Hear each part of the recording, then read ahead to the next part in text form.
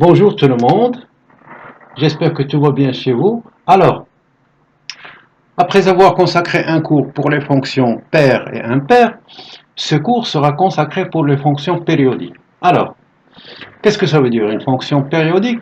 Tout d'abord, on a besoin d'une fonction f, définie de e à valeur donc f, avec e est inclus ou égal à r, c'est-à-dire qu'elle peut prendre la valeur de r, et f est inclus dans r. La même chose pour f, elle peut prendre la valeur de l'ensemble réel. Ok? Donc, f est dite une fonction périodique sur E de période t si elle vérifie les conditions suivantes, quel que soit le x qu'on choisit, qui appartient à d de f. Ok? Je répète, qu'est-ce que ça veut dire d de f? D de f, c'est l'ensemble des x qui appartiennent à E, tel que f de x appartient à l'ensemble d'arrivée f. Ok, c'est-à-dire que cette image existe. Ok, donc je répète, f est dite périodique sur E de période t, ok, si quel que soit le x appartenant à d de f, on a x plus t appartient à d de f. Et la deuxième condition, bien sûr, quel que soit le x, f de x plus t, ça est égal f de x. Ok, avec t, le plus petit nombre qui vérifie cette condition. T est le plus petit nombre qui vérifie cette condition. Nous allons voir parce que si t vérifie cette condition, 2t elle aussi vérifie cette condition. Vous pouvez la vérifier, c'est simple. Ok? Donc maintenant je vais passer à un exemple. Ok, mais avant de ça, je vais tracer notre cercle trigonométrique. Voilà, d'une manière approximative. Le cercle trigonométrique, comme vous le savez, c'est un cercle de rayon 1. Donc ici, c'est le 1. On a le 1. 0, le 1, ici le 1. Donc, si on choisit un angle X, et on effectue une projection, ici, c'est cette valeur, comme vous le savez, c'est le cosinus de X. Ok? Parce que c'est un triangle rectangle, le cosinus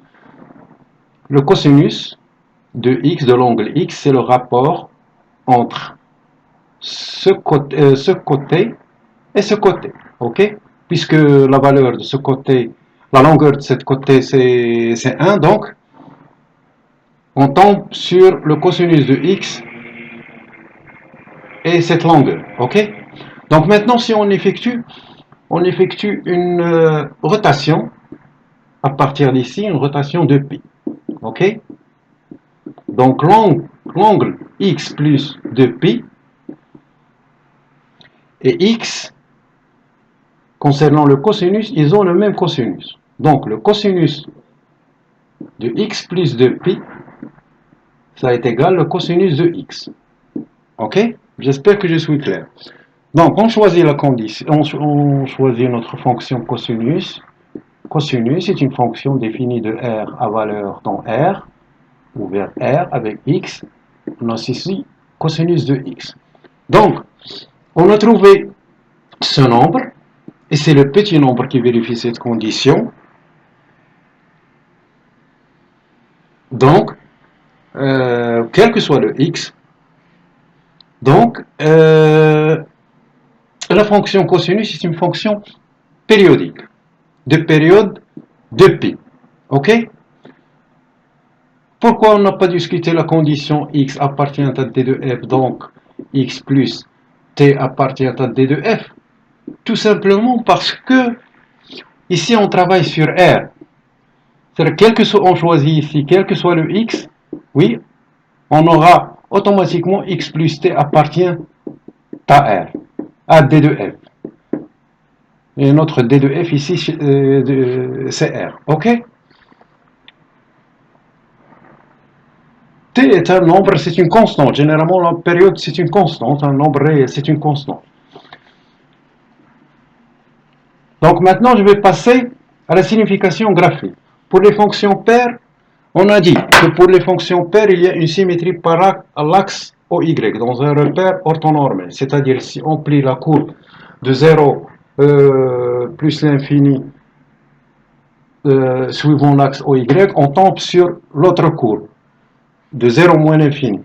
Pour les fonctions impaires, on a dit qu'ils ont un centre de symétrie, c'est le O, l'origine de notre repère ROIJ, le repère R. Ok?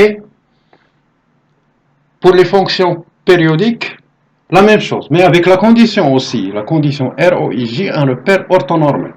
C'est-à-dire que les vecteurs sont orthogonaux entre eux et leur norme est 1. Donc, je vais essayer de tracer l'allure de la fonction cosinus, d'une manière approximative bien sûr. Donc, c'est comme ça. C'est comme ça. Donc, c'est le 1. Posons que c'est ça.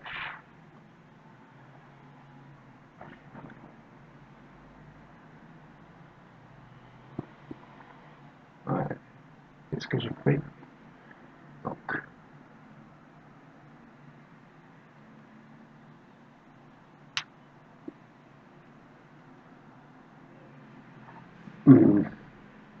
donc d'une manière approximative alors. Pas la peine. Donc ici, on a pi demi, le cosinus de pi demi. Ici, on a le pi. Cosinus de pi, c'est moins 1. Donc ici, on a la valeur moins 1. Ici, on a le 1. Cosinus de 0. OK?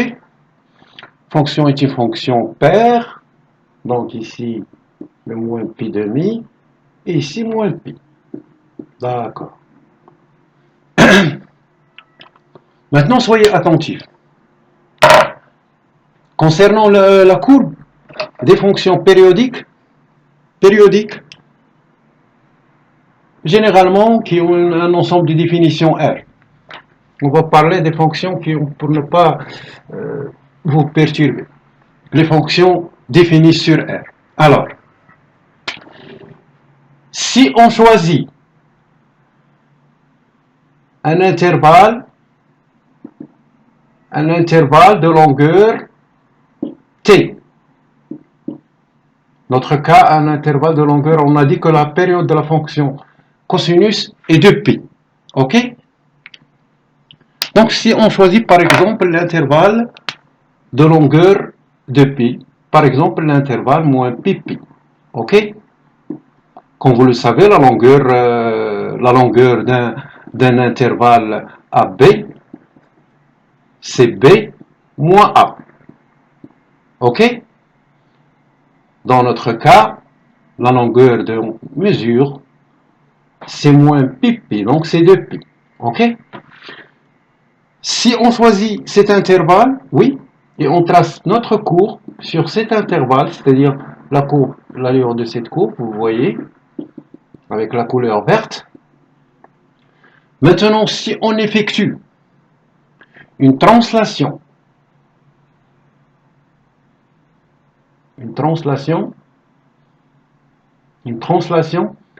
donc M, je vais écrire, écoutez s'il vous plaît, MK,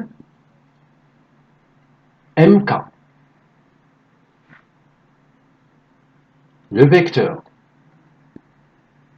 K, c'est un nombre qui appartient à Z, un nombre relatif. Il va prendre toutes les valeurs possibles. OK? Ici, la période de la fonction. Ici, fonction de période t.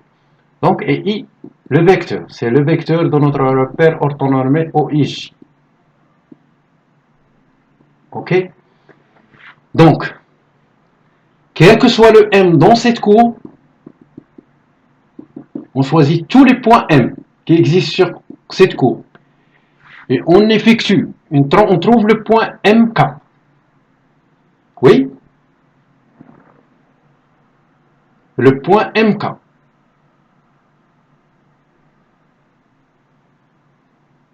Et la période, dans notre cas, on a une période de pi. Si on effectue cette opération pour la fonction cosinus, on va tomber sur toute la courbe de la fonction cosinus sur l'axe OX. Donc,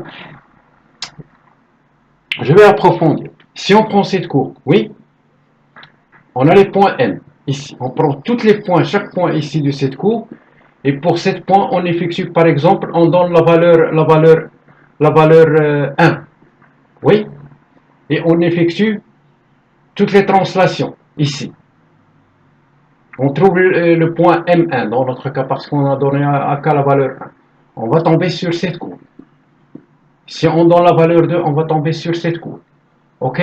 Pour les valeurs négatives de K, on va tomber dans l'autre sens. Et comme ça, on va tracer toute la courbe de notre fonction sur R. Voilà. Si vous avez des questions, vous pouvez me contacter, chers amis. Et je vous conseille de répéter tout ce que, d'analyser vous-même ces résultats. Si vous avez des difficultés, vous me contactez. D'accord? Pour l'instant, je vous laisse, mes amis.